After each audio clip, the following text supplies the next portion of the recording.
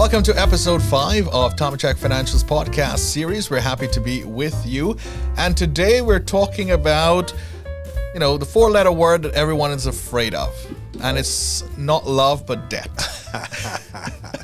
Nice. Should we be afraid of debt? No, you shouldn't be afraid of that. You want to use debt to your advantage, right? So the financial institutions, they use it to their advantage. That's how they make a good chunk of their income. Right. But you could do the same by managing your debt appropriately. By managing your debt appropriately, once again, it talks about credit score. It goes to build your credit score.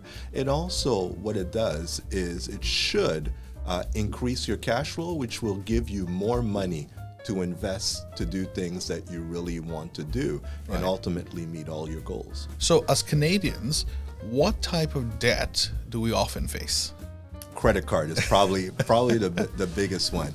Right. There's a couple of types of debts. There's what we call installment loans, Right. and also revolving loans. So credit card is a revolving loan. So that's pretty much like an unsecured type of loan typically. So basically by revolving, what it means is that as you pay it down, the credit limit increases, Right. or your available credit limit kind of increases, and you could use it again. So that's kind of your revolving one. That is unsecured and pretty harsher to get, Right. because of the liability aspect on the side of the bank. And then you also have the installment loans. So those are your typical personal loans, student loans, car loans. Basically, once you take out the loan and you start making payments, you don't have access to the amount that you just paid. It just goes to reduce the overall loan. And typically, those loans are lower in terms of interest rates and maybe slightly easier to obtain, because a lot of times there's collateral in terms of a car loan. So as a result of that, the interest rate is not as high. So you talk about debt and using these different types of products. So how does debt, I don't want to say affect, but influence our financial goals?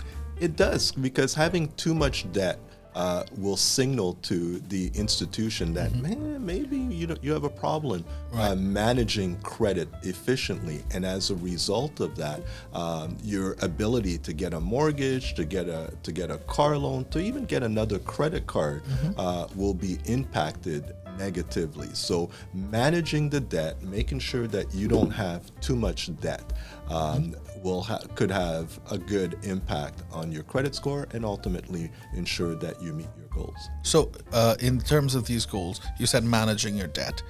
So what are the steps that I can pursue to manage my debt? Yeah, so one, credit card, making sure, we've talked in different podcasts, the utilization rate. Right. You probably don't want to go more than 70% of your credit card limit. So again, if your credit card limit is $1,000, you probably want to have maximum $700 on the balance, and if not more, paying it off quickly, right? Paying off your debt quickly.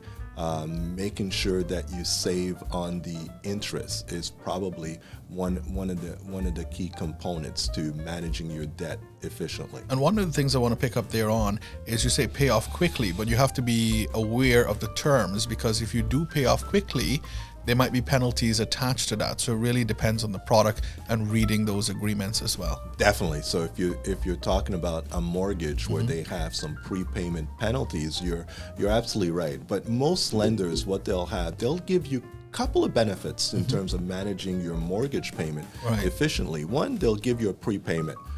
They'll allow you to prepay up to 10% and sometimes 20% of the original purchase cost as a lump sum, and they'll also allow you to make additional payments.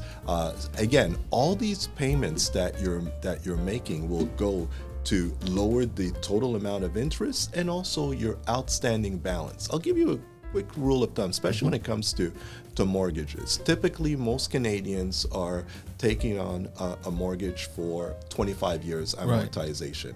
We know that recently the federal government talked about increasing the amortization from 25 years to 30 years, but that's only for new builds and for first-time home buyers. But in the first 5 to 10 years, you pay a great deal amount of interest, right? You pay a great deal amount of interest. Most of your payments in the first 10 years goes towards interest as opposed to principal. So you really want to attack your mortgage payment in the first 5 years. If you have any additional income, instead of maybe investing, let's start paying down the mortgage. Let's pay as little interest as possible, so you'll have hopefully more money in your pocket in the long term. So, you're managing your debt is very important as much as investing and for growth, investing your money for growth. So if someone comes to you, a client comes to you and say, Pierre, how can I avoid the mistakes about debt? How can I avoid, in terms of managing my debts, how can I avoid the mistakes, and what are some of those mistakes that can come up when you're paying off your debt?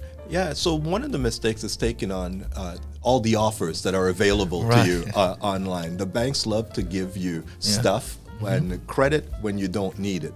And then maybe they're not so apt to provide you when you actually need it. So making sure that you don't have too much credit products. And then once you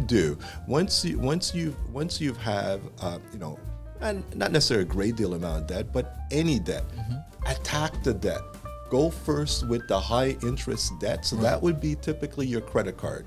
So pay off the credit card first. Once you've paid that off, let's move on to the second highest interest rate on your debt, and then let's start attacking that. And that will show to lenders that you've got a strategy that you're able to manage debt appropriately. It will also have a positive impact on your credit score, and ultimately you will pay less interest to the bank and have more money available to you to do what you really want to do. So we started the conversation by saying, everyone is afraid of debt. But I've often heard that there is debt that you should be afraid of, which I think is bad debt. And then there's debt that you can use to your advantage, which is probably good debt. So what's the difference between the two? Oh, excellent question. So good debt versus bad debt. So let's go with the bad first. Right. So bad, if you're going to use your credit card or your line of credit to go on a vacation and not pay it off immediately, that's a bad debt, right? Because you're going to end up paying for that vacation, right? 2 times, 3 times, 4 times over just by paying the interest cost. So as our parents once told us, if you don't have the money right now to buy that particular item, maybe you can't afford it. So using credit wisely is good, but not using it wisely could be bad. So I would qualify that as bad debt. Good debt. Here's a little known thing. People that have rental properties, they are very much aware of good debt, right? So there is this concept called borrow to invest. If you borrow to invest, the interest that you're paying, you get to deduct that on your income tax. So it's almost like an RSP, not really, but it does the same thing as an RSP where it lowers your income. So what do I mean?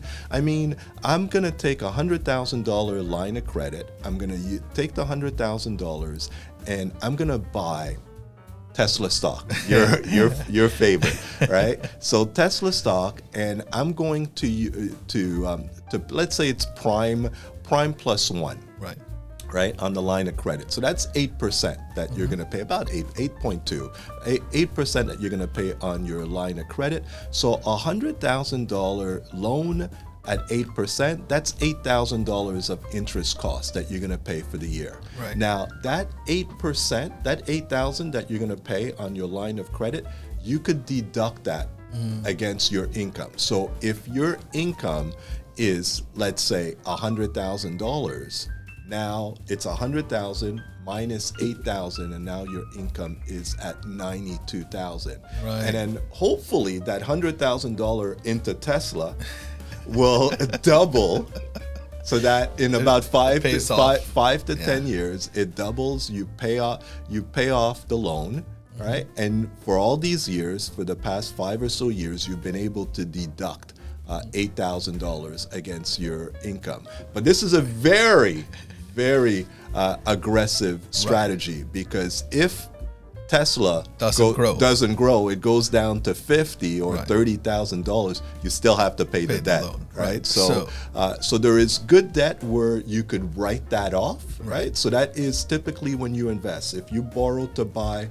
a rental apartment, to buy, investments such as stocks, bonds, or mutual funds, I wouldn't say borrow for a GIC, because you're going to pay more on the interest than you're going to get on the GIC. So there's got to be a growth and that's where you guys at Tomiczek comes in. Definitely, you will tell, this is the way you should go about utilizing your debt to your advantage in terms of investing. That is correct. What about and I've heard this, that people acquire a loan to fulfill the contributions in their RRSP. Yeah, that's another good one.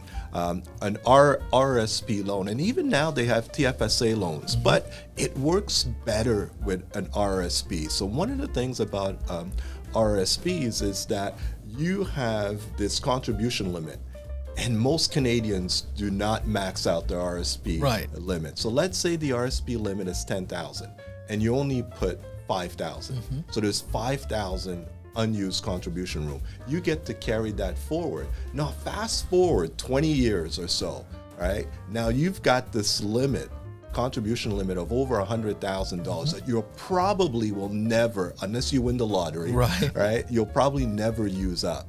Well, the bank will lend you up to a certain amount of money, and you could spread that loan over 10 years. So your payments will not be as high. And then you can take full advantage of the full RRSP contribution. And then as a result of that, it will lower your income, and you could generate a big tax refund. Now with that tax refund, don't go spend it. Don't go on a trip. Pay off the debt. Pay down the loan, so you could pay it off sooner rather than later. So I'm glad that today that we were able to not be afraid of debt, but use debt to our advantage. And I'm glad that we were able to have that conversation, and we understood the mistakes that we probably could make, but also minimizing those mistakes is having a plan. And having a plan, that's where Tomiczek Financial will come in, and they'll advise you the way forward on how you can use debt to your advantage. Definitely, and it's exactly what you said. Always having a plan. That's kind of our motto, having a plan. If it's for debt, if it's for investing, whatever your goals are, we need you to have plan a with Pierre. I like that. I like that. Definitely. So thank you so much for tuning in today on episode 5 on how we can manage our debt. You can like, subscribe, and share our content so that other people can benefit. This is, of course, a great series, and we'll continue to bring you more as we try to educate and help you be better financially free. So thank you for tuning in, and we'll see you on the next one.